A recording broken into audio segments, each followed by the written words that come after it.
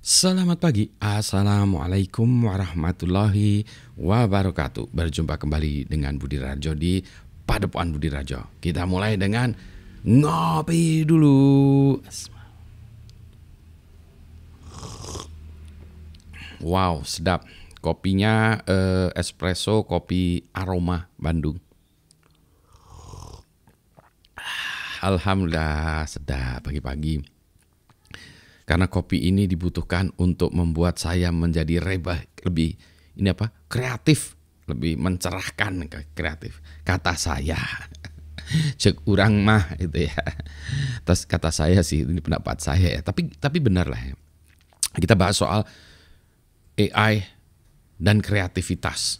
AI dan kreativitas ya. Sebenarnya gini, ada sebuah ketakutan antara manusia dengan kreativitas gitu ya. Banyak program yang mendorong agar kita itu terjun ke industri kreatif. Di satu sisi memang oke ya kita terjun ke industri kreatif, tetapi kita harus tahu juga efek sampingan dari industri kreatif ini. Karena industri kreatif ini akan membutuhkan orang-orang yang kreatif ya. Jadi kita memaksa orang-orang menjadi kreatif. Nah, permasalahannya orang kreatif ini punya permasalahan tersendiri dibanding orang yang tidak kreatif. Contohnya gimana sih? Jadi kalau kita lihat gini ya, orang-orang yang kreatif itu biasanya cenderung di industri kreatif itu misalnya apa? Musik ya, seni, membuat karya, tulisan, buku, novel, puisi, apalagi lagu, tarian, dan lain sebagainya gitu ya. Lawaan juga termasuk seperti itu. Ternyata kalau di dunia itu orang-orang berkarya itu stres ya, karena susah membuat ini mencari ide, kemudian buat sesuatu yang baru itu ya susah banget sekarang. Contohnya kalau kita lihat ada banyak orang yang kalau di dunia kreatif itu banyak yang bunuh diri. Ya, kita lihat banyak musisi yang bunuh diri. Ini saya ambil contoh ya sebentar. Saya singkirkan ini saya supaya saya bisa menunjukkan ini ya. Jadi ini contoh nih. Jadi sebenarnya kreativitas ini merupakan ancaman ya bagi umat manusia. Tadi sudah ini ada yang sebut klub yang namanya The 27 Club itu. 27 klub itu ini yang sebelah kiri foto-fotonya adalah orang-orang yang meninggal karena bunuh diri ya. Bunuh diri di usia 27 tahun. Ada Jimi Hendrix, ada siapa lagi? Jim Morrison, ada Kurt Cobain, dan seterusnya. Ini menunjukkan bahwa orang-orang yang kreatif itu ya sebetulnya memiliki sebuah permasalahan tersendiri. Contoh nih ya, contoh orang nggak ada engineers ya, sarjana misalnya engineers, desainer jembatan atau desainer rumah atau bangunan yang bunuh diri karena nggak dapat ide. Nggak ada. Ada engineer dari mana? Wah, aduh saya nggak dapat ide nih buat jembatan sehingga saya bunuh diri, nggak ada itu. Tapi orang-orang yang dia memang jagoan misalnya membuat sebuah karya yang luar biasa ya, monumental karyanya, kemudian dia kesel karena dia nggak bisa membuat karya yang lebih bagus lagi dari itu ya. Jangankan gitu membuat yang lebih bagus, membuat sebuah karya yang setaraf seperti itu susah. Di bawahnya seperti itu susah. Jadi kayak kita ada blok ya di kepala kita. Waduh, mental block gitu. Jadi ya. Maka solusinya yang dilakukan oleh banyak orang itu apa? Ke drugs umumnya ya, narkoba. Kenapa? Karena dia ingin mencari kreativitas di dalam dirinya. Ada pendekatan lain bahwa kreativitas itu sebenarnya bukan bagian dari seorang manusia ya, bukan. Jadi kreativitas ini kalau dititipkan kepada seorang manusia itu tidak sanggup diberikan beban yang demikian besarnya dengan kreativitas. Makanya kreativitas ini kita pisahkan.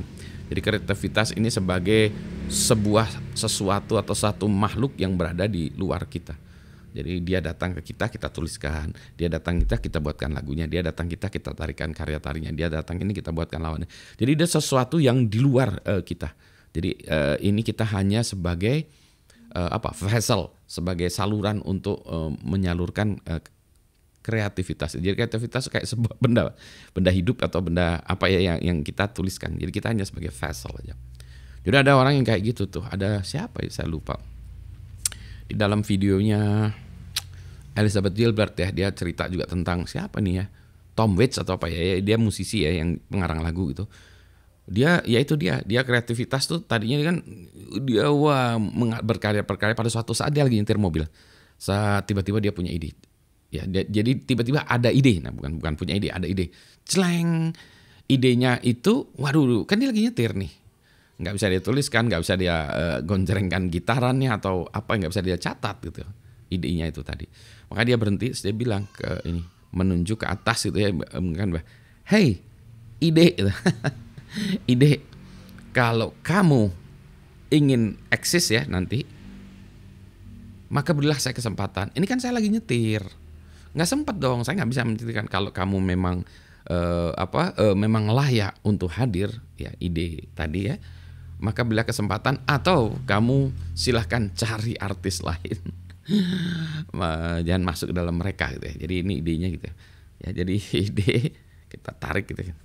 Terus ada satu lagi ya, pengarang atau siapa gitu ya, yang juga ini ceritanya Elizabeth Gilbert juga ya. Dia tuh zaman dulu tuh lari dia kalau ada ide gitu ya, ada ide muncul, itu seolah-olah bumi itu bergetar sehingga dia harus lari. Wah, lari untuk mengambil pen and paper, kertas ya, atau pensil ya, kertas sama pensil atau ballpoint untuk nuliskan tadi ide puisi tadi ya. Lari, jadi dia kejar-kejaran lari. Wah, puisi jangan lari dulu ya, dikejar itu. Kadang dia selesai tuh sampai ini, kadang-kadang lewat, udah lewat. Kadang dia berhasil tuh mendapatkan kertas ya, pen and paper, kertas ditangkap, das gitu. Si idenya tadi baru mau lewat, ditangkap ekornya, ditarik ya, sambil dia catat, ditarik sambil dia catat. Sehingga idenya tadi ya, ide dalam bentuk puisi atau cerita tadi, puisi ya, ditulisnya dari ekor ke kepala, jadi mundur. Jadi puisinya dari belakang ke depan. Keren kali idenya.